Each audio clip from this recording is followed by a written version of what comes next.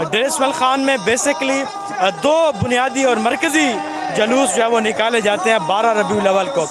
ایک جلوس ضلعی تنظیم اہل سنت والجماعت اور دوسری جو ہے وہ تنظیم اہل سنت والجماعت کی طرف سے نکالے جاتے ہیں.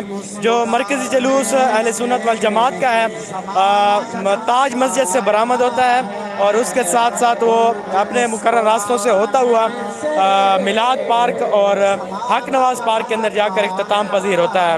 یہاں پر عاشقان رسول صلی اللہ علیہ وسلم کی بڑی تعداد موجود ہے.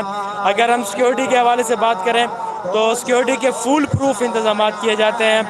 ڈیر اسماعیل خان کے داخلی اور خارجی راستوں کو بند کر دیا جاتا ہے اور جلوس کے جو روایتی راستے ہیں اس کو بھی خاردار تارے لگا کر ان کو بند کر دیا جاتا ہے. بڑی تعداد میں بچوں کی شرکت بھی اس میں ہے, نوجوان بھی ہیں, اس میں ہر مکاتب فکر کے لوگ یہاں پر شرکت ہوتے ہیں. اگر اس کے